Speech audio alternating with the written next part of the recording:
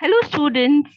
Let us continue to study the lesson atoms and molecules.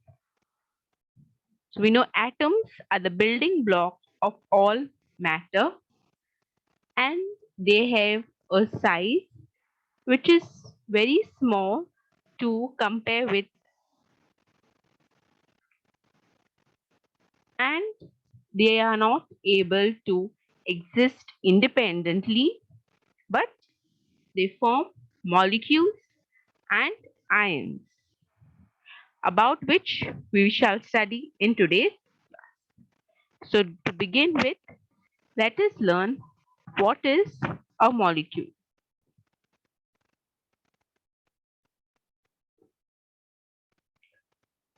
A molecule is, in general, a group of two or more atoms that are chemically bonded together, that is, tightly held by attractive. So, एक molecule दो और अधिक atom को chemically जब वो जोड़ते हैं, when they bond together, उनमें एक अट्रैक्टिव फोर्स होता है. So that is how a molecule is formed. So we can define a molecule as the smallest particle of an element or compound that is capable of an independent existence and shows all the properties of that substance. तो हम एक molecule को कह सकते हैं कि in the smallest particle जो होता है एक एलिमेंट या फिर एक कंपाउंड में, जो कि इंडिपेंडेंटली रह सकता है और उनके प्रॉपर्टीज जो भी होते हैं वो सेम होते हैं. It shows all the properties. So atoms of the same element or of different elements can join together to form molecules. तो atoms सेम भी हो सकते हैं या फिर अलग अलग भी हो सकते in order to form a molecule. Now we'll see molecules of an element. Now we know in an element all the atoms which are required to form an element will be the same. So molecules of an element will be the the atoms will be same in all of them. So we shall take an example. First we have the example of argon.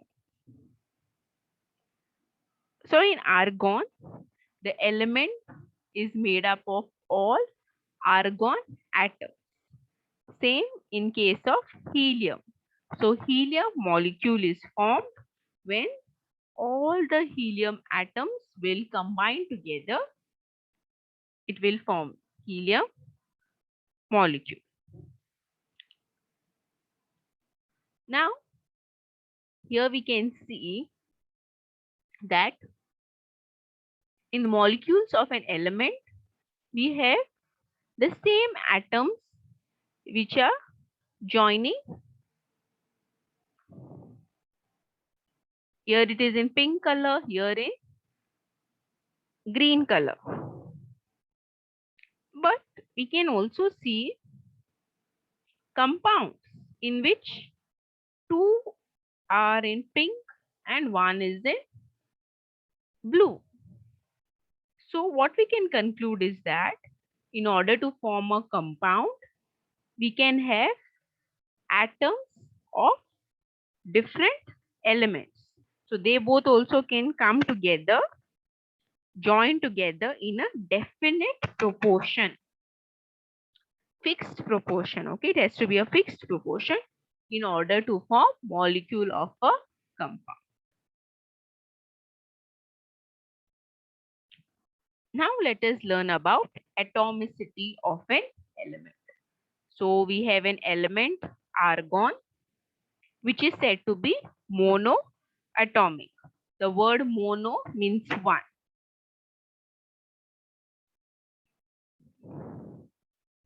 Then we have oxygen.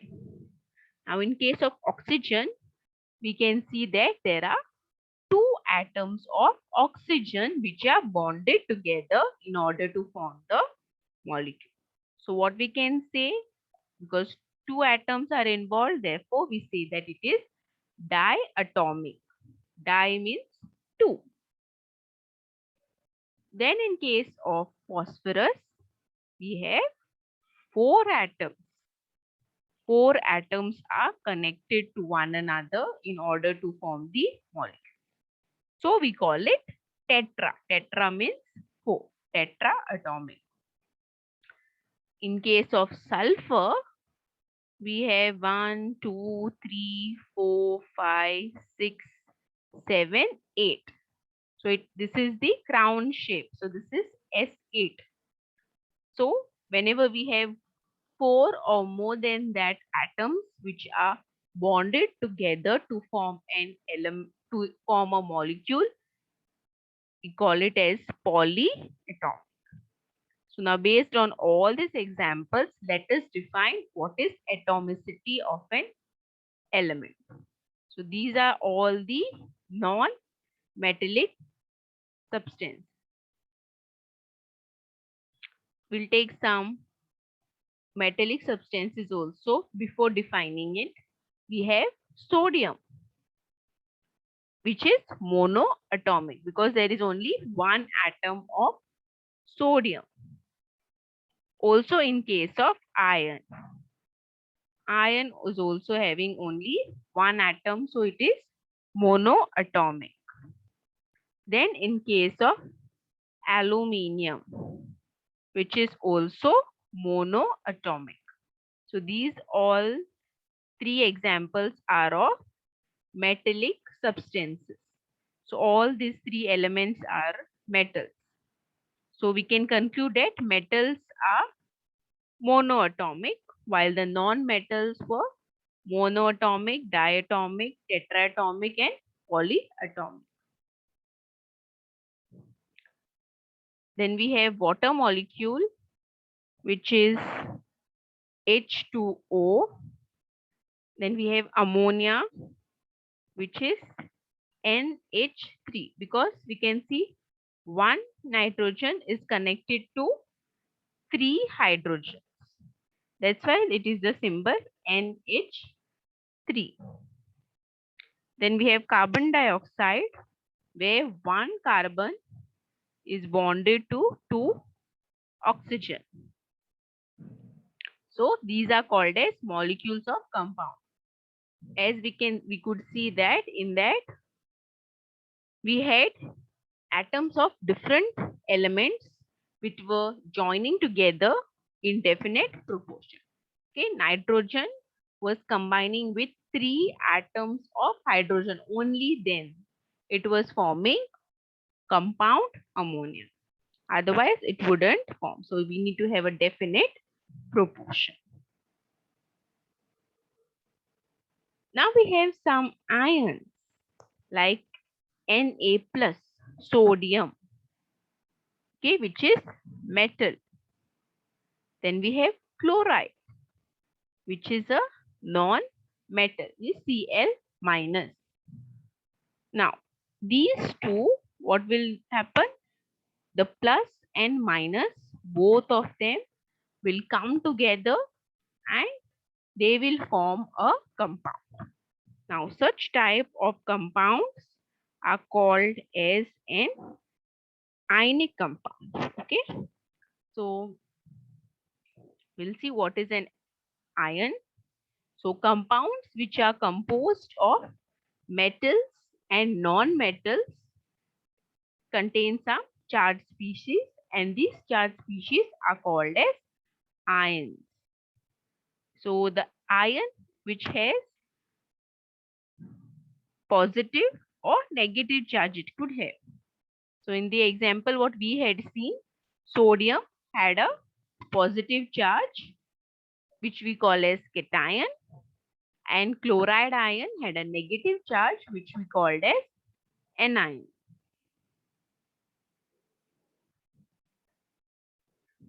Now, as we can see, these all have sulfur in it. So this is the sulfate ion, which bears 2 minus charge overall. Then we have SO3 over there also it has 2 minus. Then SO4 sulfate also has 2 minus. Same in case of nitrogen also, and in terms of phosphorus also. So now what we can see in all these cases that 2 minus is common here. In this group, -1 is common, and in this group, -3 is common. So a group of atoms, so this is a group, this is sulfur group, this is nitrogen group, this is phosphorus. So this group of atoms which carry a charge is known as polyatomic ion.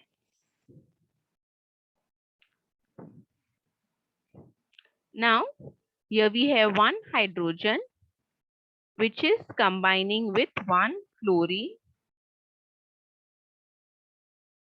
Then we have water in which one oxygen is being bonded to, here you can see it is sharing its electrons with two hydrogens. Then we have ammonia in which one nitrogen is being bonded with three hydrogens. And same is the case with methane also. One carbon is sharing one electron each with hydrogen, with 4 hydrogen. So now in this case, what we can see is there is sharing of the electrons in all these cases. So this is what we call as valency. So we can say that the combining power or capacity of an element is called as valence. So now how either they are losing the electrons or they are gaining the electrons in order to form that particular compound. So whatever they are gaining or losing, that is what we call as valence. You can just go previously here. Now here chlorine has 1, 2, 3, 4, 5, 6, 7. 7 electrons it has in its outermost. But in order to complete the octet, it requires one more, which is given by hydrogen. So the combining power of this will be 1.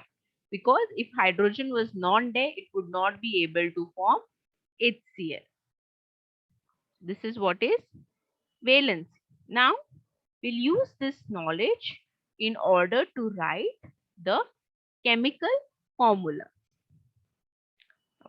These are the golden rules. First, the valencies on the ions must be balanced. Second, when a compound consists of a metal and a non-metal, the name or the symbol of the metal is written first. In compounds formed of polyatomic ions, the ion is enclosed in a bracket before writing the number to indicate the ratio. So now we'll understand these rules better when we solve the problems. So we'll take, okay, now we need to write the formula of hydrogen chloride. So now in hydrogen chloride, we know the symbol of hydrogen is H and chloride ion is represented by Cl. Next, we need to write the valency. Hydrogen is 1 and chlorine is also 1. Now what you need to do is you need to cross multiply them. Once you cross these values, what you will get? H will be 1 and Cl also will be 1. So the formula of the compound will be HCl. So you all can get the values of the valency from table 3.6.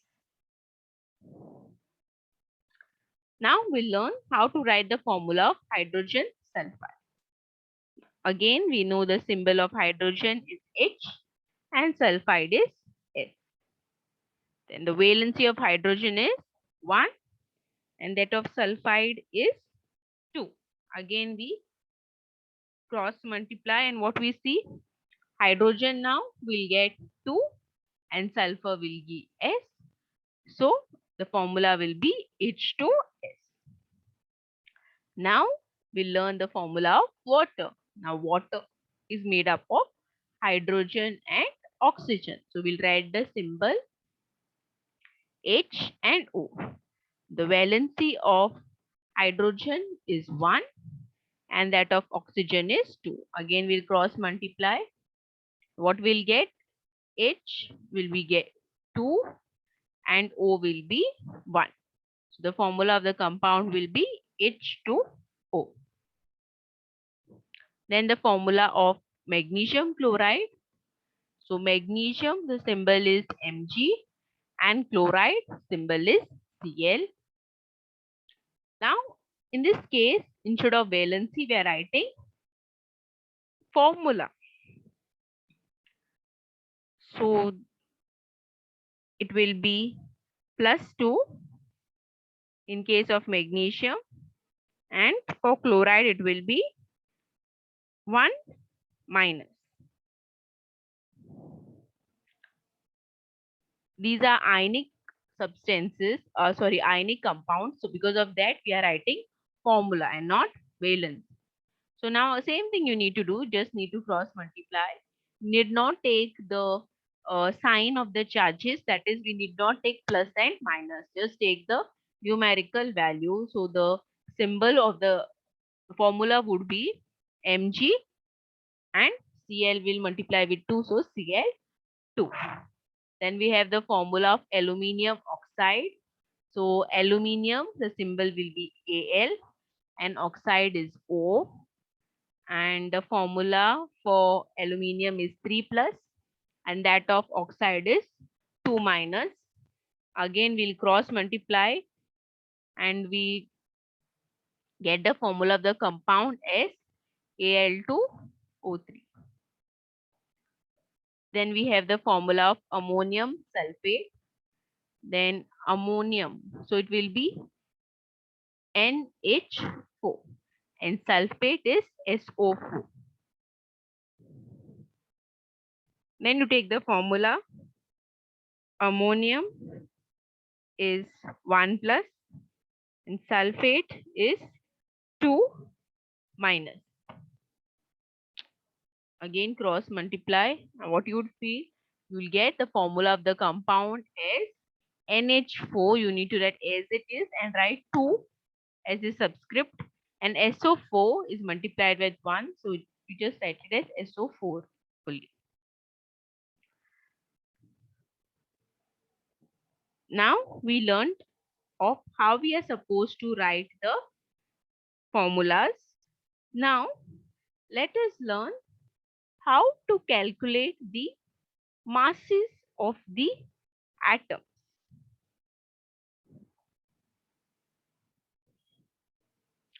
So molecular mass of a substance, it is the sum of the atomic masses of all the atoms in a molecule of a substance.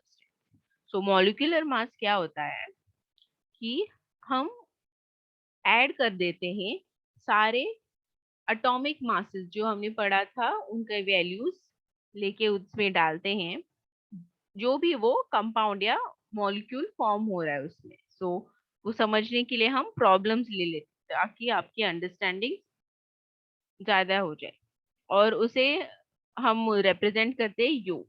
So even in case of atomic mass, I told you that now we are using the symbol as U. So let us learn the how to calculate the relative molecular mass of water. So what we need to do, first we need to write the atomic mass of hydrogen, that is 1U, and the atomic mass of oxygen, which is 16U. Now for molecular mass, what you need to do, you need to write how many molecules How many atoms of hydrogen will be there? Hydrogen we know in H2O. So how many? 2 hydrogen. And how many oxygen atoms will be reacting? 1. So we need to take the sum. तो दोनों को add करना है. So 2 multiplied by the atomic mass, which is 1 U, and 1 multiplied by oxygen atom atomic mass, which is 16 U. So on multiplying, 2 multiplied by 1 will be 2 plus 1 multiplied by 16 will be 16. So 2 plus 16 is 18 U. So the relative molecular mass of water is 18 U. We'll take another problem where we need to calculate the molecular mass of nitric acid. Nitric acid, NHNO3. So first we need to take the atomic mass of hydrogen, which is 1 U, atomic mass of oxygen, 16 U, and the atomic mass of nitrogen, which is 14 U. So these values are already given to you all in the table 3.2. So you just need to know this table. So sometimes the values will not be given to you all. Now for molecular mass, what we need to write? Write the number of atoms multiplied by the atomic mass. So how many hydrogens are there? We can see 1 hydrogen is there. There is 1 nitrogen and there are 3 oxygen atoms. So we need to write this. Then 1 multiplied by, what is the atomic mass of hydrogen? 1. So it will be 1 multiplied by 1 plus 1 multiplied by atomic mass of nitrogen, which is 14 U. So I'll put 14 plus 3 atoms I know is there of oxygen multiplied by 16. So 1 multiplied by 1 is 1 plus 1 multiplied by 14 is 14. 3 multiplied by 16 would be 48. Now on taking the sum of this, we get as 63 U. So the molecular mass of nitric acid is 63 U. Now, in case of ionic compounds, we do not have the molecular mass, but we calculate the formula mass unit. So the formula mass unit of a substance, the sum of the atomic masses of all the atoms in a formula unit of a compound. तो ionic compound जब होते हैं तब हम molecular mass नहीं करते, find out करते, पर हम फॉर्मूला यूनिट मास कैलकुलेट करते. In the same way, we just take the sum of the atomic masses. So we'll understand this better when we take a problem. So we know we need to calculate the formula unit mass of calcium chloride. Given the symbol directly, CaCl2. So we need to know the atomic mass of calcium, which is 40 U. Atomic mass of chlorine, 35.5 U. Now, formula unit mass. Same thing, we need to take the number of atoms which are reacting, multiply by the atomic mass.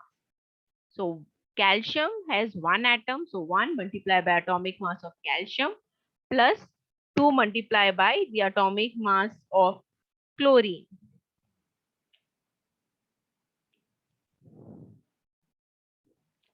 One multiplied by 40, which is 40, and 2 multiplied by atomic mass of chlorine, 35.5. So 40 plus 71, which is 111 U. So thank you students for your patient listening. I hope this chapter is clear to you all.